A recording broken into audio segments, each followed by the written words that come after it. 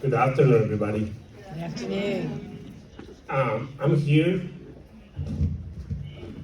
to present session number 50 at the World Forum Foundation. First, we want to thank the World Forum Foundation for giving us the opportunity to share our ideas with other teachers and other people all around the world. Thank you. Then, our panel has been integrated from Kingston, Jamaica, Joanne and Priya. They're gonna be presenting virtually. Then from Manila, Philippines, Lexi. From Palm Beach, Florida, Myrtle. And myself from North Carolina in the United States. Welcome everybody. Transitions are sometimes unexpected. Sometimes we get scared if we're gonna start a new job, if we're gonna move to a new house. So sometimes that wandering time is sort of stressful and sometimes intimidating, even for adults. Can you imagine for children? During this session, participants will learn about different techniques and strategies to support children and adults to successfully navigate to the process of change and preparation. Transitions is all about preparations. Prepare yourself, prepare the children for what is going to happen next. We're going to start my presentation. My name is Ivan Asamar. I've been a teacher for 28 years. And I have great experiences. I love being a teacher. I think my heart and myself is with the children. And I never have a problem to think about what I want to be because I always knew I want to be a teacher. Every time somebody asks me, what do you want to be when you grow up? I say, I want to be a teacher. And I've been a teacher for 28 years. And I'm very proud of the job and all the generations that are very successful right now because what I did in preschool. So I thank God for that. The name of my presentation is The Importance of Transitions in a Preschool Environment. Transitions have different ways. See, every story, every person have different transitions, have issues with that process. So we are here to help you to find out different ways, different techniques, different process to get into that transition in a better way. So there is no right way to do this. It is your only way. You may do transitions with children in 1 year and they work perfect. But the next year, with different children, it doesn't work. So you have to transform and integrate to the abilities and the way the children are and what skills they have. Okay? So I'm pretty sure that you are doing great transitions in your classrooms. But if you feel that you are lost in transitions and you need some help, here is some ideas that I want to present to you when I was in my classroom. I'm doing with my children, so I know they work. I didn't go and read a book and come and tell you what to say or what to do. I know that they work because I used them for many years. They are very unique, very different. Maybe some of them you're already using them, but they are very thoughtful and very intentional the way you apply them to the children. So in between activities, when one activity is over and the other one is about to start, there in between has to be a transition, a way to let the children know what is going to be next. So they don't worry, they don't wonder, they feel safe.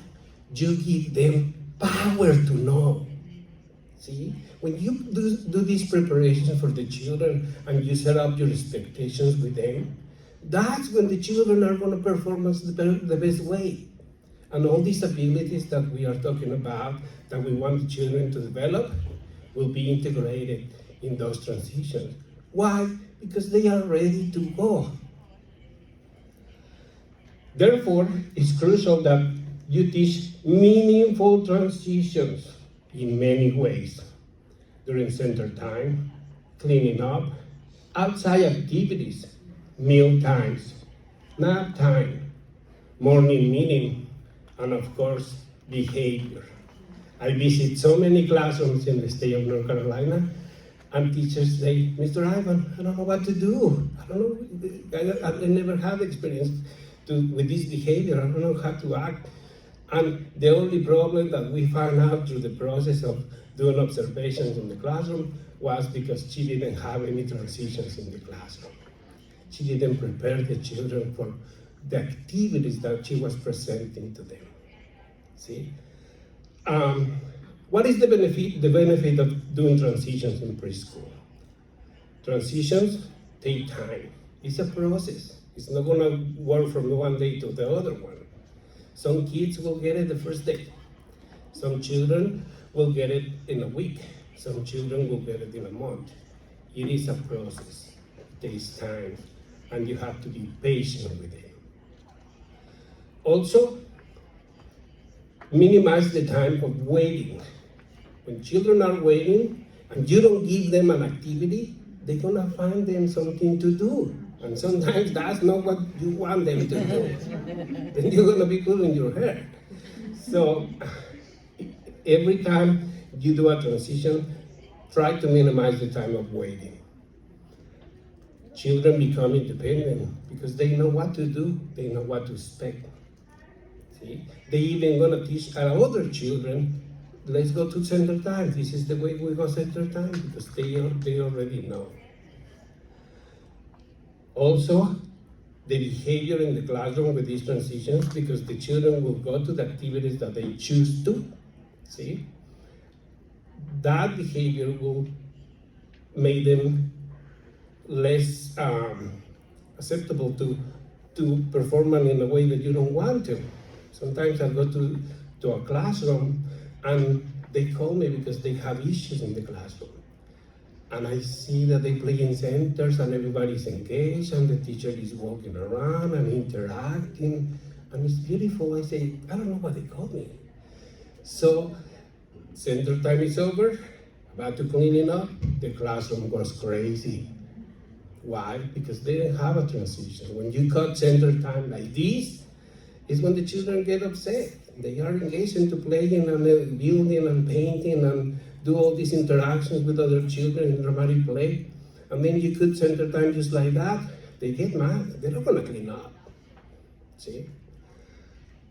Also, very important, when you teach a transition and the children respond to you in a good way and they are doing it, give them a feedback.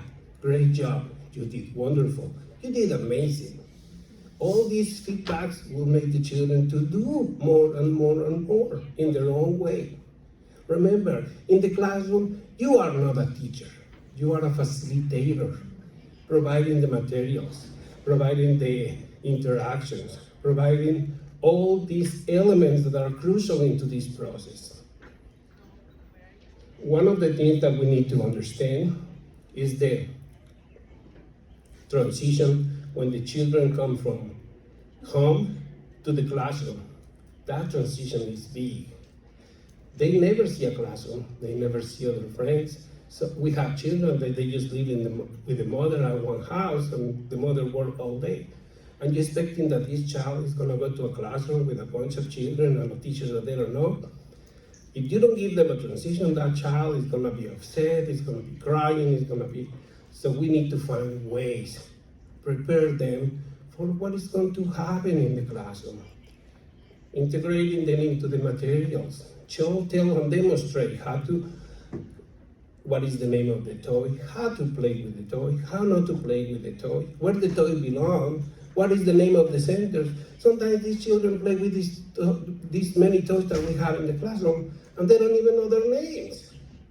In my classroom, I was a teacher in the classroom for many years, in that specific classroom, and all the toys remain. That was in 2001.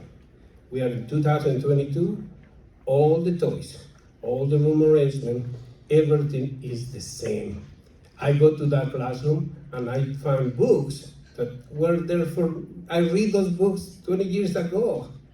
And all we did was teaching our children how to play with the toy, how to interact with them, how important is to put them back in the right way and give them clues. See? We're about to do a transition that was very successful in my classroom, and that way we can interact a little bit. So I'm gonna ask you, please, if you can stand up.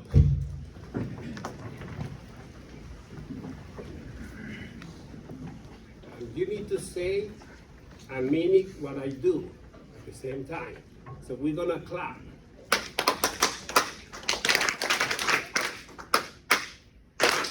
Repeat after me. Hands go up. Hands go up. It's time. It's time To stop. to stop. Time. Time To play. to play. It's over. It's over. Over. It's over. It's time. It's time To clean up. to clean up.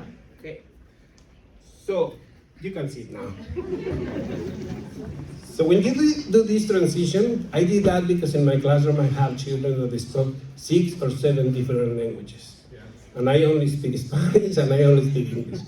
So I didn't know how to speak Arabic or German or other languages. So I did a lot of sign language in my classroom. But this transition, all these children that they didn't know how to speak English were responding to that. And when you say hands go up, that means hands off the toys. Give me your attention. I'm going to talk to you. Sometimes we start singing the clean up song, clean up, and the children are still playing. So that way, hands off the toys, give me your attention. And then you can tell, time to play is over. It's time to sleep. It's time to eat. And then you can just transform that transition. Like I say, I go to many schools in the state of North Carolina. I tell the teachers, I don't want you to be like me. I want to be you. You can change, you can incorporate, you can define your own transitions with your children depending on what they need. See? It's just the idea, the concept that I want to sell you. And that transition helped me a lot with them. In my classroom never was like a craziness. See? I never was stressed, I never was worried of the behavior of my children, even if I have a very special classroom with special needs kids with behavior issues, children that they didn't want in other schools, they come to my classroom. And with these ways, they were incorporated like everybody else. See? Once you find this connection with the children, is when you have them in your back. Then you teach. See? So I see so many teachers that they want to teach the numbers and the colors and the shapes and all of that. Teach them social skills. That's the best transition you can give them. Once they are set for that, then teach the academics. Okay? So we talk about the transition from home into the classroom. What I did to connect with my children, we did home visits. During the home visit, we played, we bring some books, some kind of puppet or something meaningful to the children, some crayons, some paper, and we tried to connect right there in their environment. And then we took a picture with the family or with the children. So that was the first connection we have with them. Then when they come to the school, we already have the picture printed in the table with their name tag, and we let them choose their own copy. Get your picture from home so they have a sense of belonging in the classroom. And they got their own name tag, they choose their own copy. I didn't assign them copies. Okay? That's the way the children will feel part of the classroom. That's the welcoming time. Many teachers, I call that loss and transitions, because there are many teachers, they just call the children, this is your copy, I already choose your copy, you're gonna put your stuff here. No, give them the power to choose their own copy. Give them the power to own the classroom so they will take care of the classroom. See? The other thing, you can do a song, you can do the clapping, you can do a ring stick helper.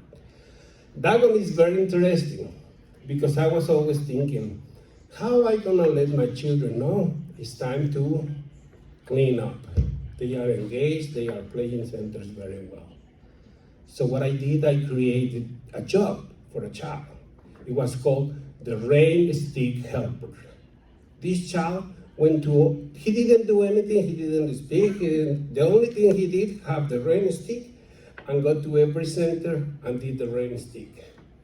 That was the clue I give to my children to let them know there was only this much time to play. So when it's time to play, they don't get upset. So that clicked with them like this. Teachers that they say 5 minutes to clean up or 10 minutes for cleaning up. Kids, they don't understand time. Time is very abstract. You tell them this much time or this much time to play. They understand that for sure. So after they clean up, they came to me in the meeting area or circle time we call, and I asked my inspector, my room inspector, give me a report. And he said, he went to all the centers, Mr. Ivan, the classroom is clean, we're good to go. Or if a center was not clean at all, some other kids were there, clean up and help him, and everything was set up the right way. Like I say, you are not a teacher, you are a facilitator. The other thing that I'm gonna show you a little video about that, and we're gonna talk more about that, is the picture schedule. Picture schedule gives them a sense of time. When you do in preschool, listen to this, when you do in preschool, the calendar, the kids will not get it at all, see? But if you give them a picture schedule, a routine, through the day, things that they do every day, they practice. See, memorizing or repeating something is not a true process of learning. But when you practice something, that's when you give them some sense of teaching and learning. So, the picture schedule, they will know, especially those children that they cry in the beginning of the school year, they will learn this too, because they know when the pointing finger goes to the last picture, it's time to go home and see your mommies, your families, your brothers, sisters. So they will give them, they will not wonder, they will know what is going to happen. Example, let's go talk about grown-ups. If somebody tells you, this week you will not get your check, see, what you will do? You will start wondering what's going to happen. I don't going to have money to pay my bills. I don't going to have. You start wondering. You feel unsafe. You feel you cannot do anything about it. So the same thing with the children. So give them transitions. It's powerful. It's the most powerful tool. It's almost like interacting with them through the tools, through the materials, in a sense that there is very intentional. Also another transition is with an object. Some teachers use a bell, some teachers use a puppet, some teachers use a shape or some type of clue. See? I have a game in my classroom I call, give me another clue. And then I give them a clue and they saw the picture and they know what to do. See? The hands up, go up is the one that we just did. Hands go up. The other transition is make the transition into a game. Have fun with the children. I see so many teachers when I go to the classroom, they are stressed. Lunchtime, stress. Nap time, they don't know what to do. See? So it has to be fun, something that you enjoyed. I always tell the teachers, you know what, I mean, when I see teachers that are stressed and they don't know what to do, I really will go to the classroom, model to them, and spend time with them, because I never was like that. I always enjoy my time in the classroom, and I always enjoy the time with my children, with my families, with my co-teachers. I love to be in the classroom. So, different ways to do fun transitions. Remember, this is powerful. Children are playing, they having fun, and they are learning. That's the true process of learning. See? Sign language, the clues. In the very end of my presentation, I'm gonna show you one, how I did control the noise level in my classroom. It's called the noise transition. This is the video. This is the video that is called the picture schedule. I want you to watch the video, because one thing is, people learn in different ways. Some people learn through what they tell you. Some other people learn through what they see. Other people learn what they do. So I try to show these videos so you understand where I'm coming from.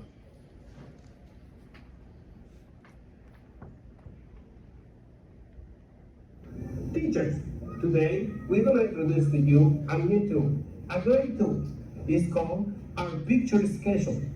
With this tool, you're going to teach your children time versus the calendar. Because when you do the calendar, they learn through memorizing and repeating something every day. And that's not a true process of learning. This will tell you what you're going to do now, the present, what they did before, the past, and what they're gonna do after, the future. Also, children that are crying in the beginning of the year will be the first one to know this tool, because they will know that the pointing finger goes right here. It's time to see mommy. You give them power to know, so they don't wonder, and they will be feel safe. Leave this calendar time to kindergarten teacher. Children learn better through their routine on their own lives, but it's happening in their own classroom. Follow the schedule is the most important item during the day, because it tells you what to do. Boys and girls, hands go up! Hands go up. It's time It's time to stop. to stop. Time Time to play to play is over. over. It's over. Over. It's time It's time to clean it up. to clean it up. I have here on my helper chart for schedule helper Jeremiah. Jeremiah, we don't know what we're doing right now. Tell us what we're doing right now. Center time. Center time. And what we did before. Story time. Story time. And what we do after. Clean up. Clean up. And what is this picture for? Go home and see your mommy. Go home to you, mommy. Good. Say yay. You see? Seeing the example is better than me telling you what is the real picture of this. See, that's what I want to put this video. And this tool right here took a lot away from me, because my kids, they really knew what to do. The expectations were set up very clear. And I was in my classroom in the corner and interacting with them and just let them be. They even teach each other.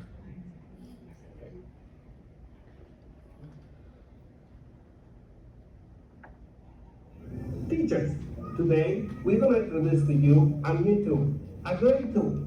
It's called our picture schedule. With it, Okay, there we go. right.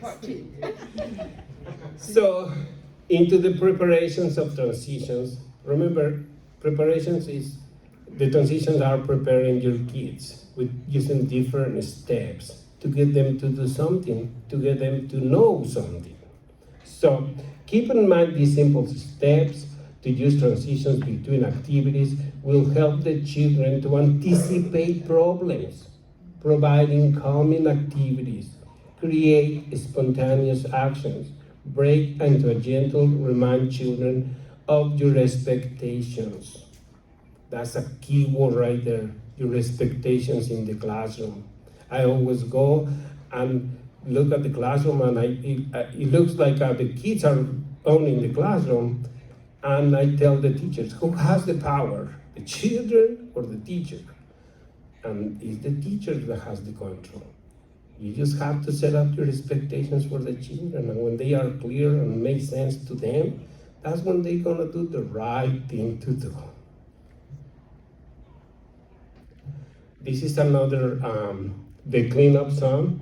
Like cleanup song, sometimes it's very stressful for many teachers because they play in centers and they're gonna go to the cleaning and the classroom goes crazy. So this is just a way we did transitions for cleaning up.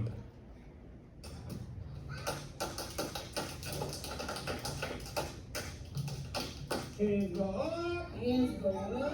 It's time. It's time. Stop. Stop. Time to play. To play. It's over. It's over. It's over. It's over. It's time It's time to clean up. to clean up. All right, everybody, go ahead and clean up. All right, clean up your area, please.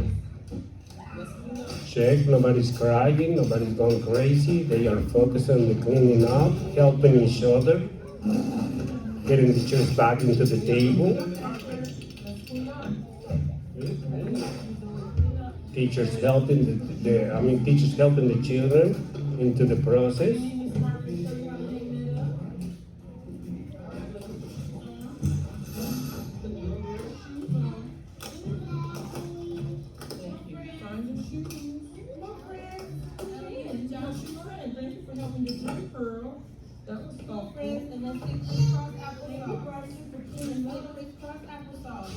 Show me a kindergarten ready class. Crisscross applesauce, friends. I want to see a kindergarten ready class. Good job. Thank you. Let's get crisscross. Thank you. All right. I'll wait when I see friends. Very good. Tell the God. Can I get you the camera? Everybody, please clap your hands. Say yes. We did it. We did it. Yay. So that's just an example that can be done. I always say, if one teacher can do it, other teachers can do it. All right, to end my presentation, I want to tell you the noise transition. In the classroom, when it's noisy, your brain is not ready to learn. When your kids are hungry, they are not ready to learn. When the kids are tired, they are not ready to learn. When the kids are wandering or feeling safe, they are not ready to learn. Our brain is very special. If your brain hears music and you try to teach something to the child, the brain of the child is going to be listening to the music. It's not going to be listening to you, because that sensor of the brain is going to be occupied and to listen to the music and to listen to the noise. So the background noise is very important that you need to control in your classroom if you want your kids to succeed and have all the skills and abilities developed. So knowing that, I create this other technique. So when my classroom was too noisy, something that you cannot handle of the children, I always did this, and I want you to do it with me. Please stand up.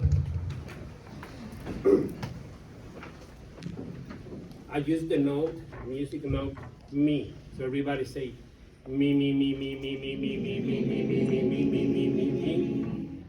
Me, me, me, me, me, me, me, me, me, me. So I practice with my children. So I told them, this is regular voices, inside voices. See? This is whisper for napping. When we are in cozy, we whisper. And this is outside voices when we go outside. See? So when my classroom was too noisy, all I did was do like this, and my classroom shut down. I didn't have to do anything else. All I was to do was just do like this, and my classroom knew. it was too noisy, and everything was settled. Just with a clue. So like I say, if you set up your expectations and you teach your children to do something the right way, they will do it.